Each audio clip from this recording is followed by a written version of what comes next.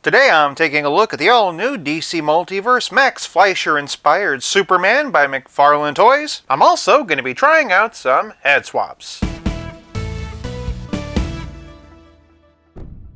This looks like a job for 5 points of articulation. Starting with the packaging, and Max Fleischer Superman comes on a standard single-issue window box. Max Fleisch, classic animation 1940.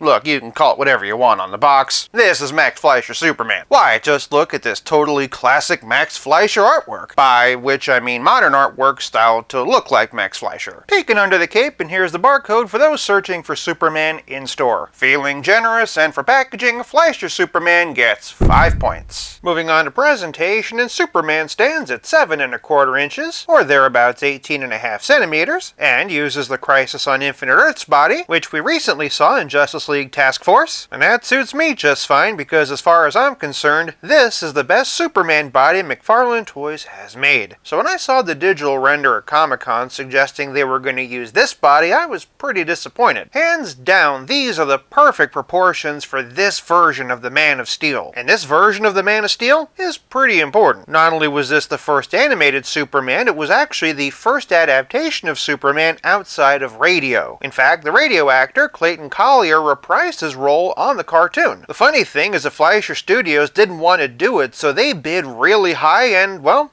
they got the job anyway. These Superman shorts were some of the most expensive animation of its time, the look and feel of which would go on to inspire Batman the Animated Series and, by extension, the DC Animated Universe. As a kid in the 80s, I adored these cartoons, so having this version in hand is a delight. What set the Fleischer design apart from the comic was the darker blue and this unique version of the symbol. Before these cartoons, Superman's logo was kind of inconsistent, and while the diamond shape made its debut in Action Comics 26 in August of 1940, Fleischer Superman debuted in September of 1940, and those cartoons really solidified this as the shape of Superman's emblem. This might be what Superman looked like in Action Comics #1, but ask me to visualize a Golden Age Superman and this is the first image that comes to mind. The only new part is the head, and if you're wondering, those narrow, squinty eyes are by design. That's pretty much how he looked in the cartoon. Though honestly, I'd have been happy if they just straight up reused this head. That's not to say this one doesn't have its charms. It's just a bit longer and narrower than what my mental image of Max Fleischer Superman is. My only real complaint is that the wrist balls aren't flesh tone, but if you have a spare Crisis and don't mind sharing them, I guess you could borrow them from him. For presentation, I'm giving Max Fleischer Superman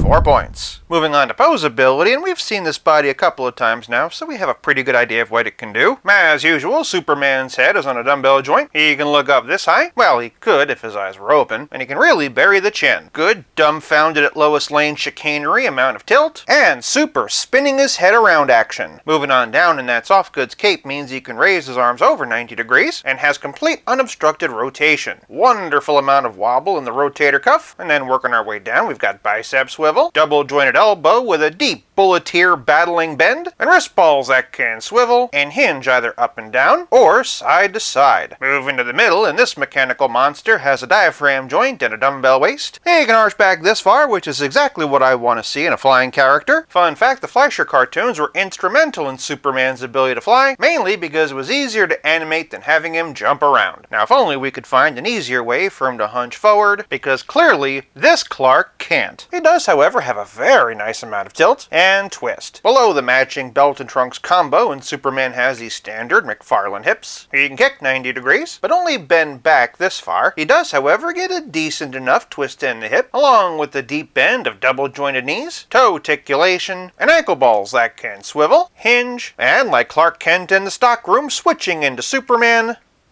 pivot. For Poseability, I'm giving this Superman 4 points. Moving on to Playability, and admittedly this Superman doesn't come with much. Of course we've got a trading card and a figure stand, and this one is actually the intro to the classic cartoons. That's really cool. Throughout the video we've been looking at fists. Otherwise he has these open hands. I like these because the way they're designed you could totally use them for flying, but you could also use them for things like pushing and gesturing. So in that regard these are a bit more versatile than usual flight hands. On that that note, they could have always given him a flight stand, but I think we have a lot of these already. That said, since the card mentions his X-ray vision, it could have been cool if they gave him an alternate X-ray vision head, but honestly, this isn't bad. Especially since they gave him a nice wired cloth goods cape. It's perfect for protecting Lois Lane from molten lead. But playability is more than just accessories and wired capes, it's also about how well your figure plays with others. With this being the golden age, and let's start with the Justice Society, here we have the Target exclusive Wildcat, which I will be reviewing, and then here we have Alan Scott Green Lantern, along with Jay Garrick Flash, and the Rival. I've been thinking about switching Jay over to the Rival body because of those darker colors. With the reveal of Hawk Girl, I actually wouldn't mind if they reissued this guy in a darker color scheme, and while we await the arrival of the freshly revealed classic Dr. Fate figures, here's the one from Injustice 2. Since we don't have a Golden Age one, here's the regular Wonder Woman, but for one very important combo, and here's Batman in his first appearance from Action Comics 27. That said, I like how the Superman looks with the Platinum Spawn Batman, and then here we have the Silver Age version, which does feel appropriate as well. To see what I mean, this comic from 1940 was the first time Batman and Superman were ever depicted together. With that in mind, and here we have Robin, the Boy Wonder, but as long as we're bringing out the Justice Society, and here's Robin of Earth 2, Power Girl, and the Platinum Edition Huntress. While we wait for the newly revealed Monsterverse 2-pack, here's Superman with the 1985 Imperial Godzilla. Fun fact, the Arctic Giant cartoon actually predates Godzilla by 12 years. So I guess you could say that these two have a pretty long history. For a relative scale comparison, and here's Superman with Pizza Spidey and the Spectacular Spider-Man. And as always, here he is with Stealth Iron Man. Are you a mechanical monster? Or a bulleteer? Yeah, I'm more mad scientist and billion-dollar limited. Of course, I know what you're all here for are the head swaps. First up, and here's Action Comics 1000. Of the comic-style Superman heads McFarlane's released so far, this one is still my favorite. Just a heads up, though, I did use the peg from Hush because it sits a bit lower, but overall, I do like this. Other way around, and I think this one sits a bit too low and might be a bit too big. It's interesting, though, because going back to the digital render, this seemed to be the body they were planning on using. Next up, and here we have Hush. I use a longer neck peg in my Hush figure, but I switched back to the regular one here. So with that in mind, the head sits at a perfect height, and if you did a bit of repainting, this would look really good. Other way around, and if you like this, it would take a bit more repainting, mainly because the Hush Superman's skin is just so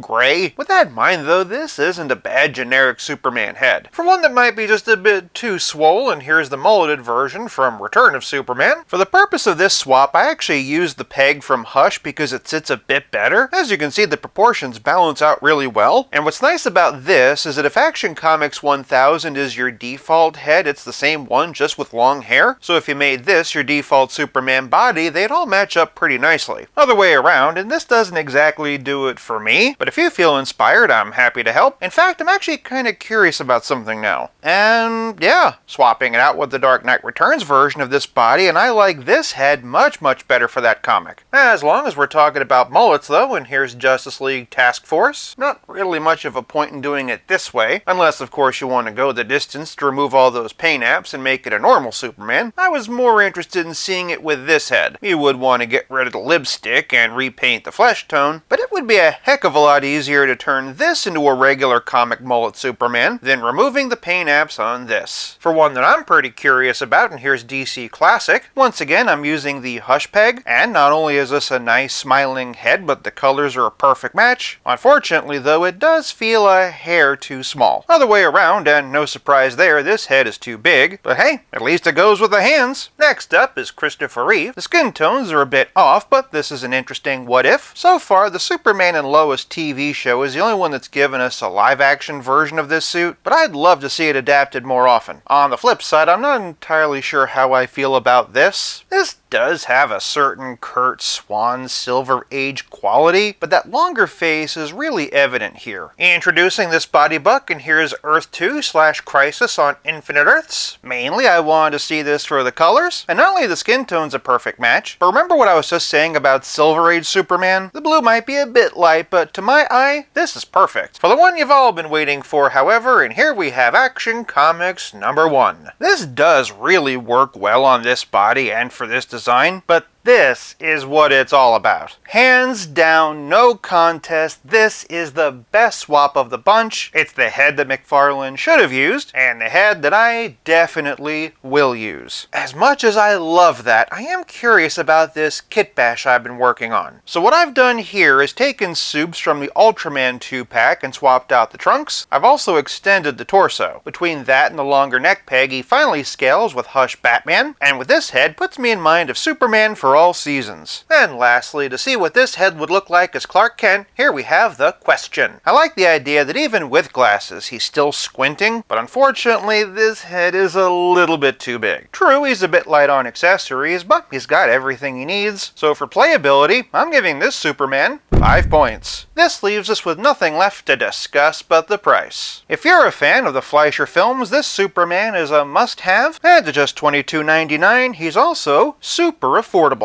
For price, I'm giving Fleischer Superman 5 points, averaging out to a grand total of 4.6 out of 5. For more Superman videos, check out one of these, and until next time, play nice and have fun.